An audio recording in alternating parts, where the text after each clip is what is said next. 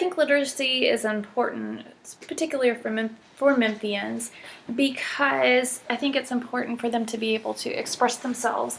And I think that was part of Memphis's background and all the different events that have happened, particularly because we're known so well for the civil rights movement. I think it's very important for people to not only be able to express themselves artistically through music, because Memphis is also known for that, but through their words as well. I think it's important for them to be able to see and listen to other people's viewpoint. And from a literacy standpoint, just you need to be able to understand different people's perspectives, and not only just here locally in Memphis, but to see other viewpoints from around the country and around the world before you make a definitive viewpoint of your own. It's good to hear from other people's experiences. And a way to do that is through literature, not only in books, but through magazines and newspapers as well, to be able to form your own opinions.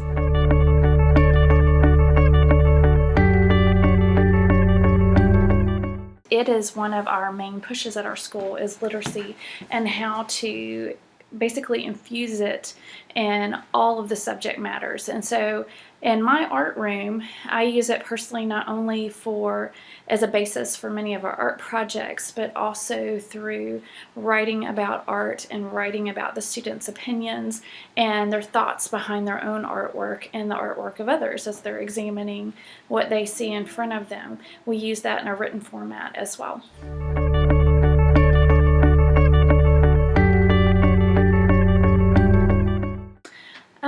I think it would really help with a lot of the racial tensions in our city that still exist.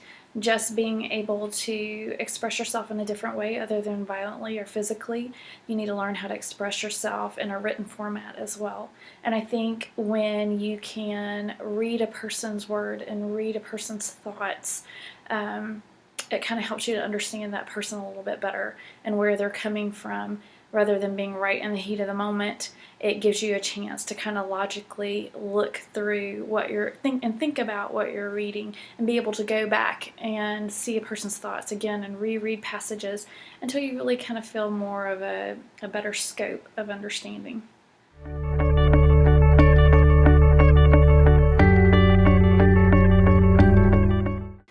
I think it's going to have to become important in the home. I think it's going to have to be something that's modeled, and it's going to have to become a priority. And I think in a lot of homes it's not, because it wasn't modeled by the people that they're living with or the people they're surrounded by. And I think another important aspect would be to know that even if you're not able to pass on that knowledge personally, to connect that child when they're younger with people that are able to help them and to work with them. And there's all types of learning disabilities, and that's not to say it's not hard to overcome those, but you can make progress and you can work with them if it becomes a priority. And I think it's also important not to depend on it all happening at school. It has to be happening outside of school as well. And I think that's part of the problem. I think some people rely on everything happening at school, and students learn just as much outside of school as they do in school. So I think it's really important to totally surround that, just that priority around them, and infuse it in everything that they do.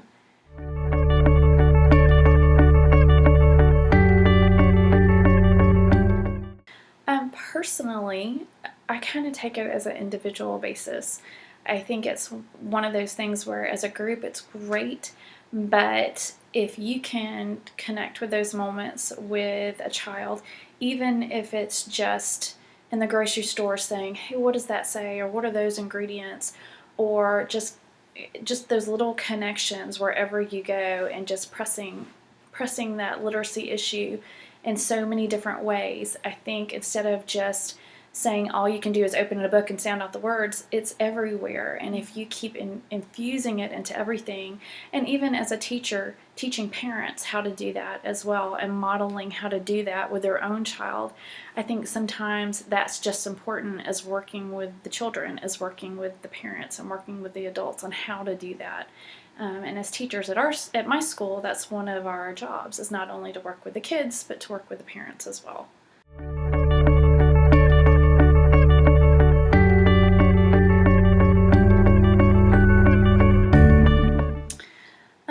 I know there have been several students, but personally, I know my own niece had a learning disability, and I really wasn't totally aware of it because we didn't see her that much since she lived out of town until she was about 7.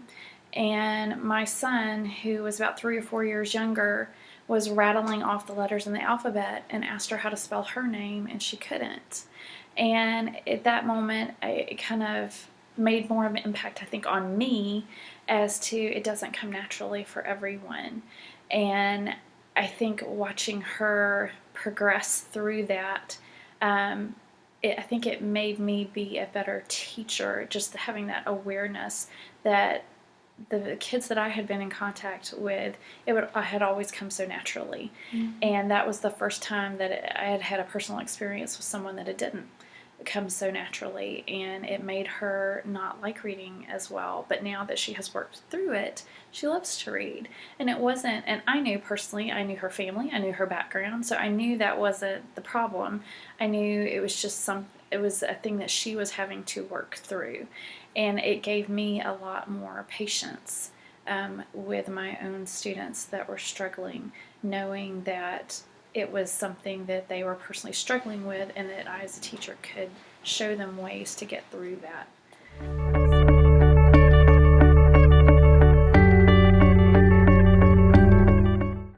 To me, it's my personal escape. I love to read.